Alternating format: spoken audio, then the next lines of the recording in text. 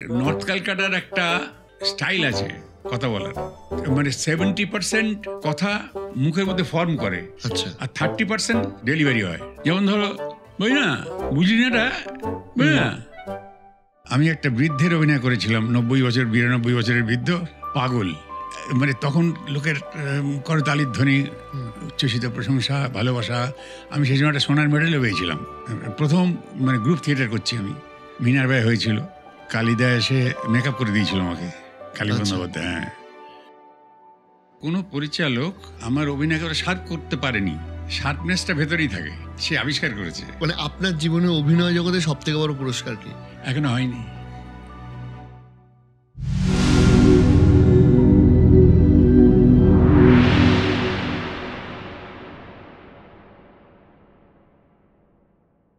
সন্দীপ রায়ের যে ডিরেকশন ছিল, ওই ফেলুদার যে গল্পটাই হয়েছিল বোম্বাই, হ্যাঁ, সেই ওই সিনেমাটা আপনার অভিনয়ের এক্সপিরিয়েন্সটা একটু শুনবো। অভিনয় এক্সপিরিয়েন্স মানে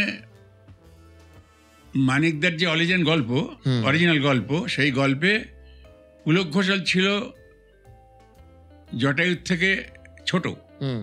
অরিজিনাল গল্পে বাবু যখন চিত্রনাট্য করে তখন পুলক ঘোষালকে বড় করে দেয় জটায়ু থেকে। আচ্ছা, তা নিয়ে অনেক কথা হয়েছিল। তো ও বলেছিল যে দেখো না কি হয়। আর সবচেয়ে আমার মানে প্লাস পয়েন্ট যেটা ছিল সেটা হচ্ছে যে আমি তো নর্থ ক্যালকাটার মানুষ। আমি নর্থ ক্যালকাটার চাল চলন কথা, আর যেহেতু এই পুলক ঘোষাল নর্থ ক্যালকাটার, কারণ মানিকদা তো নর্থ ক্যালকাটা থাকতেন, তো গড়পাড়ে থাকতেন, তো 6 বছর বয়স পর্যন্ত, কি তারও একটু বেশি বোধ হয়। তো ওখানকার যে নর্থ ক্যালকাটার একটা স্টাইল আছে কথা বলার, সেটা আমি আমার ছাত্র জীবন থেকে ছোটবেলা থেকেই শুনতে শুনতে বড় হয়েছি। তারপরে আমি যখন সিটি কলেজে পড়তাম, সেখানেও আমার একজন বন্ধু ছিল, সে নর্থ ক্যালকাটা মানে অমিত রায় আর কি, শেষের কবিতার অমিত রায়। আচ্ছা, বুঝতে পেরেছি। হ্যাঁ, সে কোচানো কোচানো চুল, ফর্সা গিলে করা পাঞ্জাবি পরে, পামসু পরে কলেজে আসতো। ফর্সা টক করছে, মুখটা মানে নবাব খা শাম চুপসে গেলে যেরকম হয় সেই রকম মুখ আর কি, টোল খাওয়া মুখ, এখানে সব গেরন লাগা, কিন্তু খুব ফর্সা। সে ওই রকম কথা বলতো। সুতরাং তার সঙ্গে আমার কলেজ লাইফ গেছে। আমার পাড়ার যারা ছিল, হান্টুস বলে একজন ছিল, সেরকম করে কথা বলতো। নর্থ ক্যালকাটার একটা কথা তুমি শুনেছো কিনা জানি না, ওই মানে 70% কথা মুখের মধ্যে ফর্ম করে, সবটা না, 70%। আচ্ছা, আর 30% মানে ডেলিভারি হয়। শুনে বোঝা খুব মুশকিল, তুমি বুঝতে পারবে কিন্তু লিখতে পারবে না। যেমন ধরো, বুঝলি না, বুঝলি না, এটা বুঝলি না, এবার লিখতে পারবে না, এটা লিখতে পারবে না। হ্যাঁ, হয়েছে কি, 6 বছর বুঁদে দিয়েছে, বুঝলো, 6 বছর বুঁদে দিয়েছে, 6 বছর বুঁদে দিয়েছে, তুমি বুঝতে পারবে কিন্তু লিখতে পারবে না। এটা অদ্ভুত, এইটা আমার জানা ছিল। সুতরাং এই পুলক ঘোষাল একটা ক্যান্টার করে দিয়েছিল। মানে আমি আমারটাই বললাম ক্যান্টার করে দিই, কারণ এরকম সময় আমি প্রচুর পুরস্কার পেয়েছিলাম ওটা করে।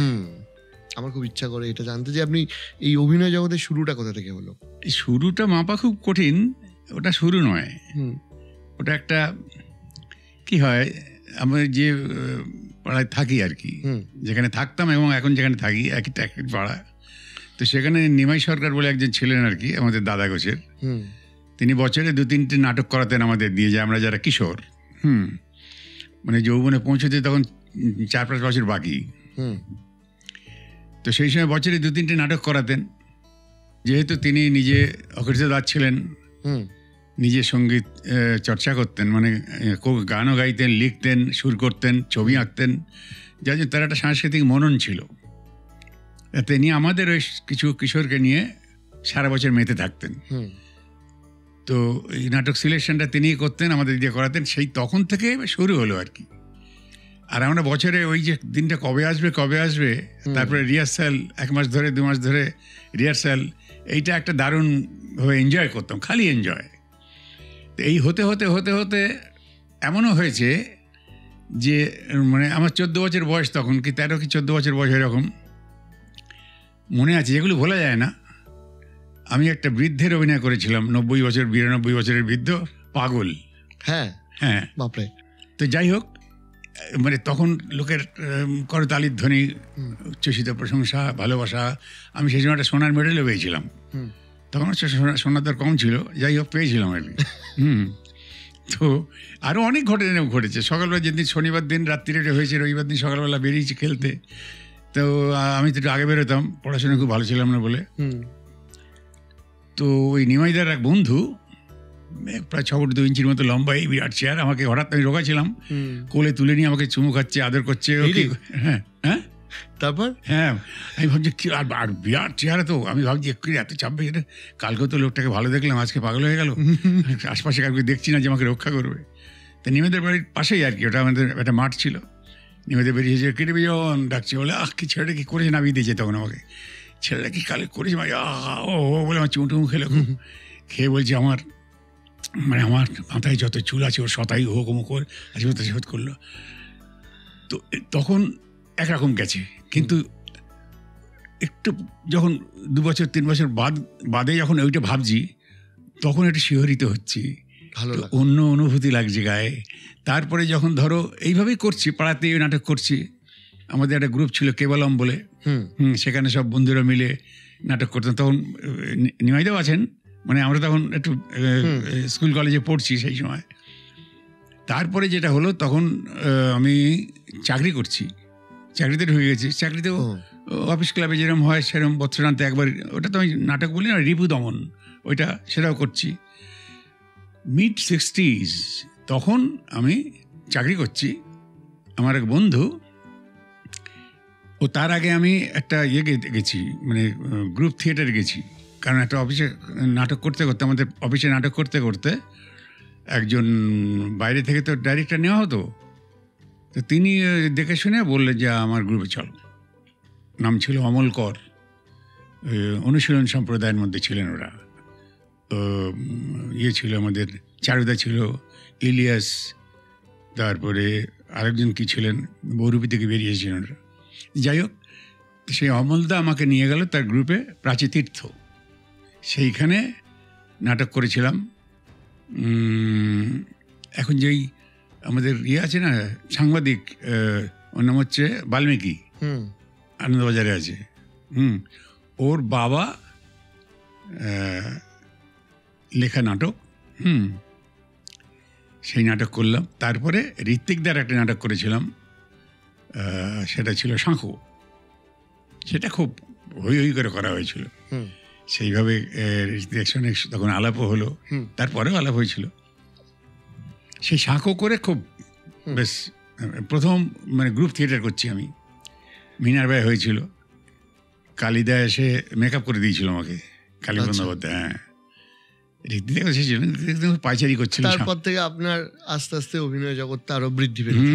কিন্তু আমি আপনাকে একটা জিনিস জিজ্ঞাসা করবো, সেটা হচ্ছে যে আপনার এই দীর্ঘ জীবনের যে অভিনয় জীবন, সেই জীবনে আপনার কি মনে হয় যে কোন ডিরেক্টর এরকম আছেন যারা আপনার অভিনয় দক্ষতাকে আরো শার্প করেছে, আরো আপনার অভিনয় দক্ষতা আরো বেটার হয়েছে, তাদের সাথে কাজ করে আপনি নিজেকে আপগ্রেড? না, আমি যেটা বুঝেছি সেটা হচ্ছে যে কোনো পরিচালক আমার অভিনয়কে ওরা শার্প করতে পারেনি, শার্পনেসটা ভেতরেই থাকে, সে আবিষ্কার করেছে। একদমই তাই। হ্যাঁ, সে যদি আমাকে নিয়ে না চেষ্টা করতো, তাহলে ওই শার্পনেসটাই আমার ভেতরেই থেকে যেত। আমি তো নিজে লাফালাফি করতে পারবো না। তো সেখানে যারা যারা এটা করেছেন, তারা নিজেরা বুঝেছেন এবং আমিও বুঝতে পেরেছি যে আমার ভেতরে এটা ছিল। হ্যাঁ, প্রথম যেমন হলো সেটা হচ্ছে বাবু, মানে আমাদের সন্দীপ রায়। ও এমনি আমাকে দিয়ে ছোট ছবি করিয়েছে, কিন্তু বড় ছবি করলো পর্দাতেও প্রথম, যেটা সেটা হচ্ছে বোম্বাইয়ের বোম্বেটে। হ্যাঁ, একদমই তাই। হ্যাঁ, তো ওইটাতে আমি দেখলাম, তো আমি তো খেলার মাঠ পেয়ে গেছি।